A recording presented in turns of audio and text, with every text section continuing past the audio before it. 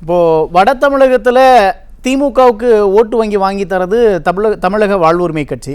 இப்போ அந்த கட்சி வந்து கூட்டணிலேருந்து வெளியேறிடுச்சு. அது திமுகவுக்கு வட தமிழகத்தில் ஒரு பின்னடைவை ஏற்படுத்தும். அப்படி தான் அந்த கணக்கில் தான் நம்ம பார்க்க வேண்டியது இருக்குது. அதே போல் தொழிற்சங்கங்கள் தொழிலாளர்களோட ஓட்டை வந்து திமுகவுக்கு வாங்கி தரது கம்யூனிஸ்ட் கட்சிகளாக இருக்காங்க.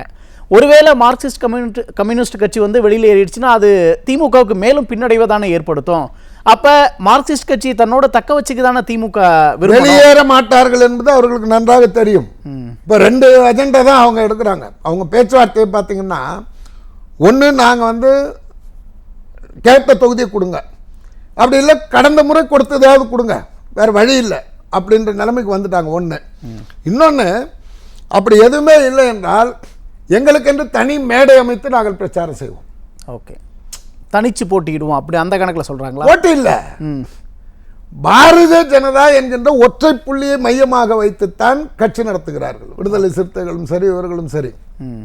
இல்லை என்றால் மதிப்புக்குரிய திருமாவளவன் அவர்கள் எந்த அடித்தட்டு மக்களுக்காக கட்சி ஆரம்பித்து எந்த அடித்தட்டு மக்களால் தலைவராக ஏற்றுக்கொள்ளப்பட்டாரோ, எந்த அடித்தட்டு மக்களுக்கு அவர் ஒரு பெரிய பிம்பமாக தெரிகிறாரோ, அந்த மக்களுக்காக இந்த ஆட்சியில் நடைபெற்ற அவலங்களை அவர் கேட்பது கிடையாது.